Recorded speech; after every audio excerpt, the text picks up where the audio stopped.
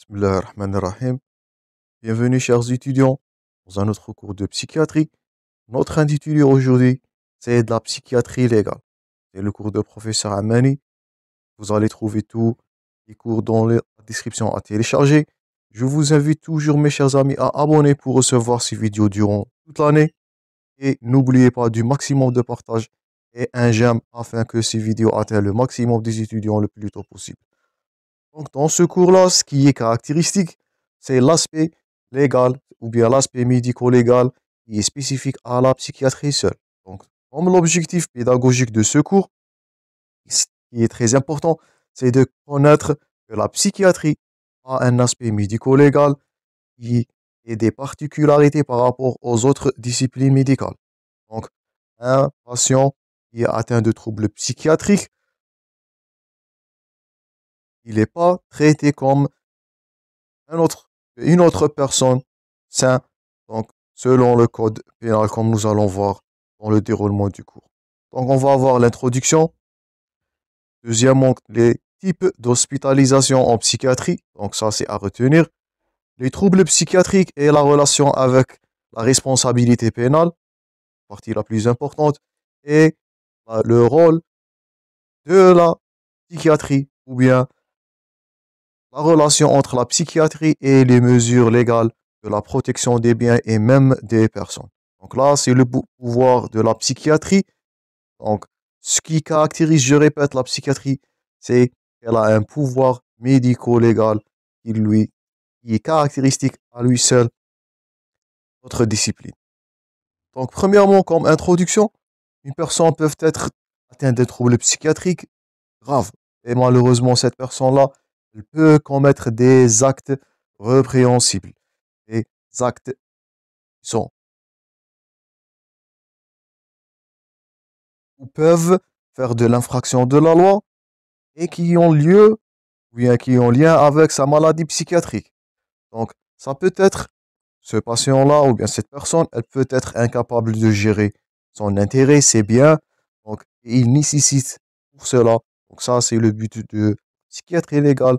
Elle nécessite de la protection juridique dans ces cas-là. Aussi, elle peut ne pas être consciente.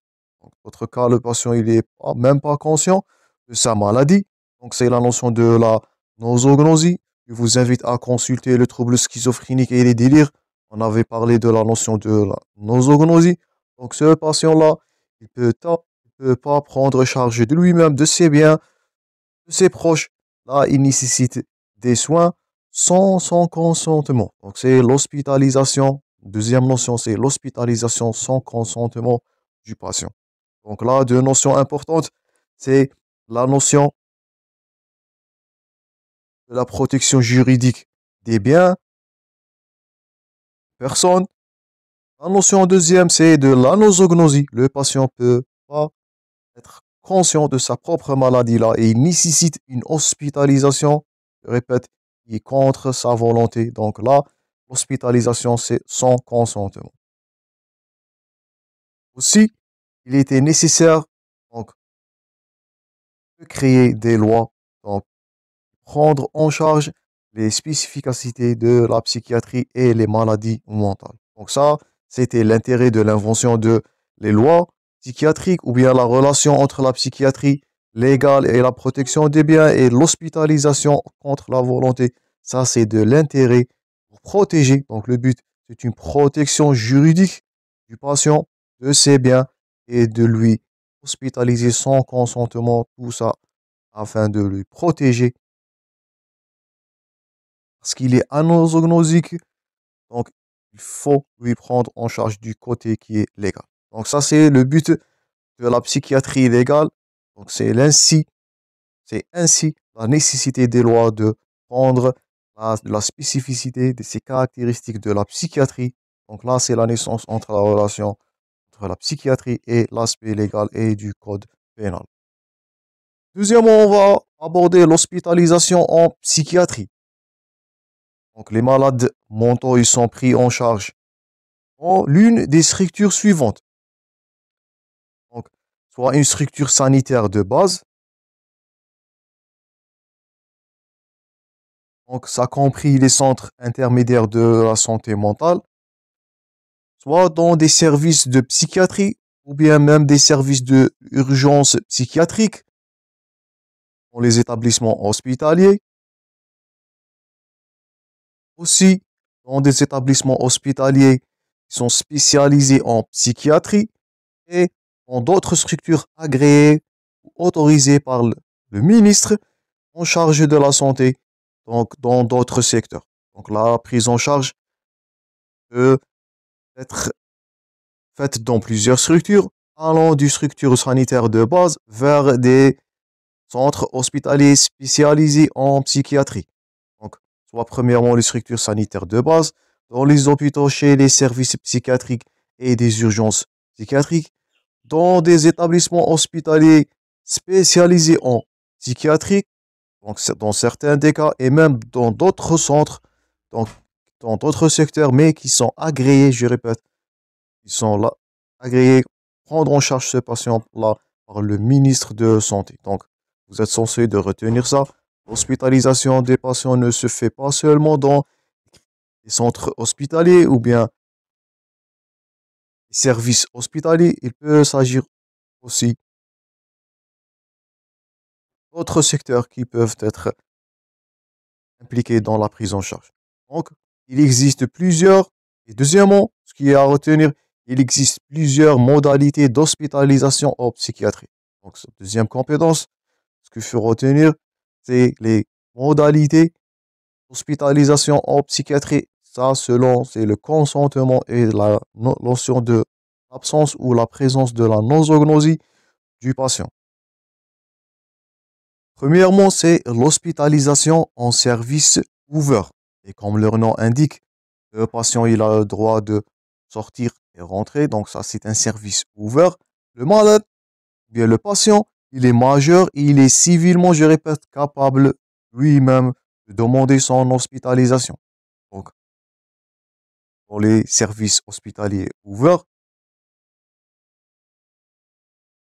peut être demandé du patient lui-même et il est traité comme d'autres spécialités, comme d'autres pathologies. Donc, ça, et le patient, je répète, peut demander lui-même lorsqu'il est majeur, il est civilement capable de demander son hospitalisation. Dans le deuxième cas où le patient il est incapable ou n'ayant pas de famille, c'est le représentant légal qui va établir la demande d'hospitalisation dans ce service, je répète, qui est ouvert. Donc ça, c'est le premier cas, l'hospitalisation en service ouvert. Deuxièmement, c'est la mise en observation et l'hospitalisation qui est faite d'un tierce. Donc deuxièmement, c'est une tierce personne qui va assister ou bien qui va affirmer l'hospitalisation. Donc c'est la mise en observation ou en hospitalisation d'un fait ou bien du fait d'une tierce personne. Donc, elle intervient quand? Lorsque les troubles qui sont représentés par le patient rendent impossible de rechercher ou bien de demander son consentement. Et que son état impose des soins qui sont immédiats devant des urgences, comme des troubles psychoses, bien les psychoses, bref, psychose aiguë, je vous invite à aller consulter le cours, et une surveillance constante en milieu hospitalier. Donc, dans le cas où le patient est en état où c'est impossible de prendre son consentement, donc là, c'est l'hospitalisation, c'est la deuxième modalité, c'est l'hospitalisation du fait d'une tierce personne. La demande de cette hospitalisation peut amener un membre de la famille, du patient, soit un représentant légal, notez ça bien, l'autorité publique prenant intérêt du malade. Il peut s'agir là du wali, du président d'Assemblée populaire communale, du chef de la sûreté de Daya, le commandant de la compagnie de la gendarmerie nationale ou leur représentant. Donc, soit la personne tierce là, ça peut être un membre de famille de patient ou bien d'un représentant légal. Donc, ça, ce sont les tierces personnes qui peuvent être mis le patient en hospitalisation dans ce deuxième mode de hospitalisation qui est hospitalisation par une tierce personne. Troisièmement, troisième mode d'hospitalisation, c'est l'hospitalisation d'office. Donc, et cette décision d'hospitalisation d'office est prise par un arrêté du wali. Donc, elle peut durer 6 mois au maximum et elle peut faire l'objet d'un renouvellement dans les cas ou bien dans les formes où il nécessite ça.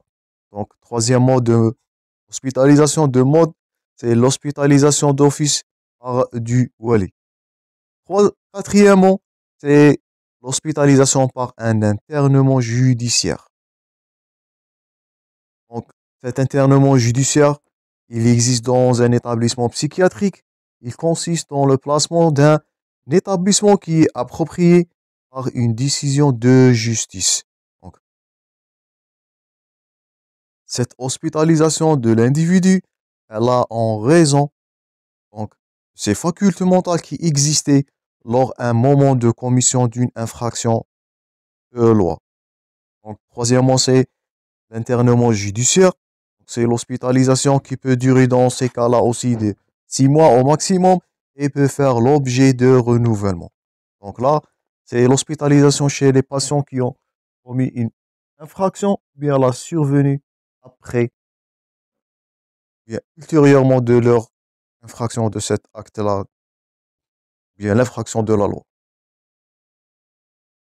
Quatrièmement, le titre le plus important, c'est le trouble psychiatrique et de la responsabilité pénale. Donc la responsabilité pénale est l'obligation faite par une personne qui est reconnue coupable par du tribunal pour répondre d'une effraction commise et de subir la sanction qui est prévue par la loi et qui la reprime. Donc toute personne qui est en état mental sain, qui a commis une effraction de la loi, donc il est sanctionné par la loi et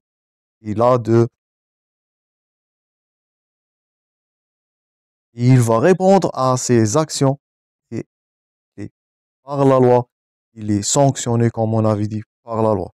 Donc, mais la responsabilité pénale, elle est faite des facteurs d'atténuation ou d'exclusion, dont les plus importants, c'est les maladies mentales et le jeune âge.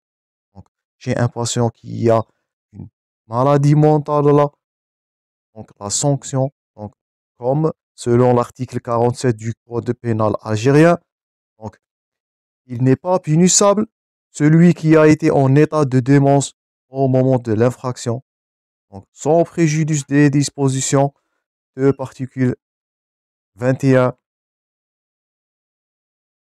de la ligne 2.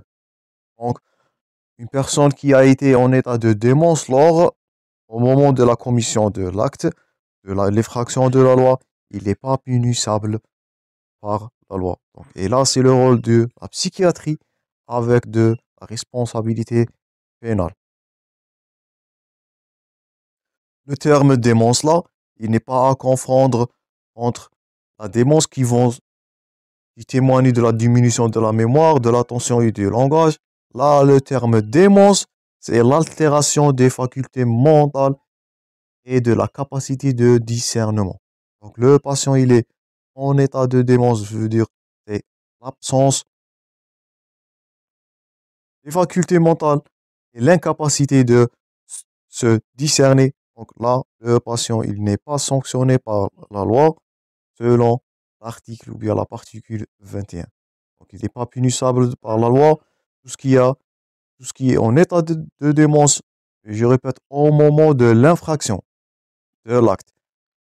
Donc c'est pas en dehors. Donc, tout patient en état de démence qui a infractionné la loi, donc il n'est pas sanctionné, il est à prendre en charge dans des milieux hospitaliers spécialisés.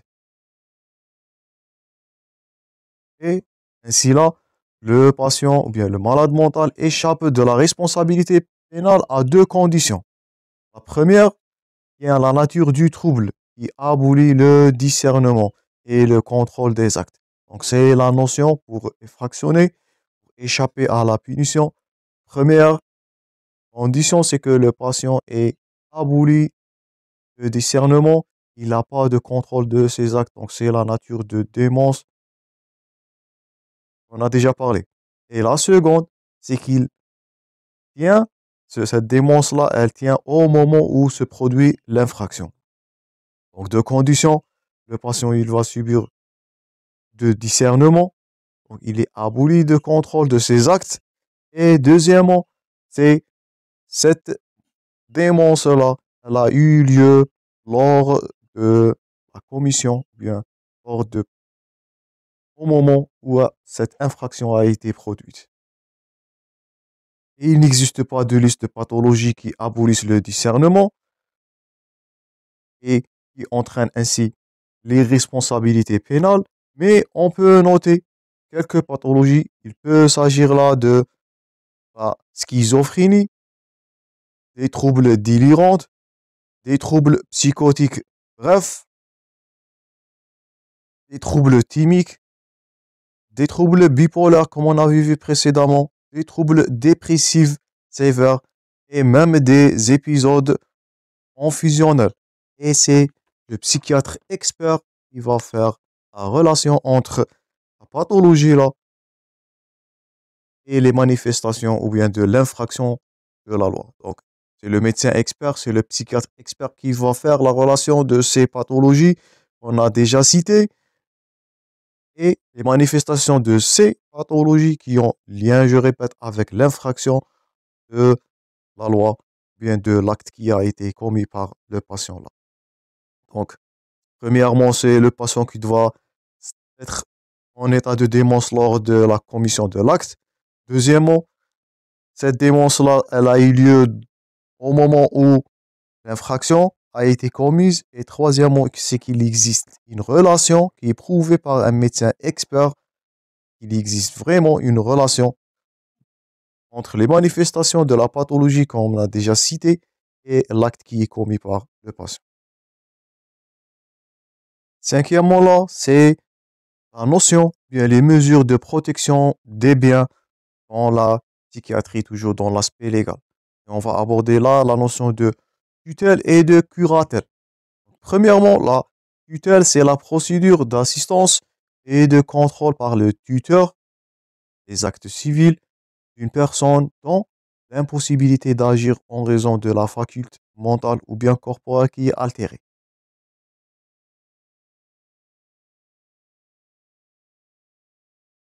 Et deuxièmement, la curatelle, elle va appliquer aux personnes qui ont en état d'agir. Donc, premièrement, la notion de tutelle et de tuteur.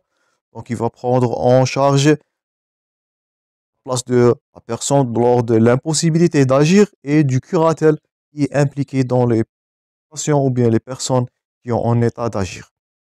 Donc, on considère comme personne en déficience tout enfant, tout adolescent, toute personne âgée qui est atteinte, soit d'une déficience psychologique, soit une incapacité d'accomplir une activité dans les limites considérées comme normales pour un être humain, soit un handicap qui limite ou interdit la vie sociale normale.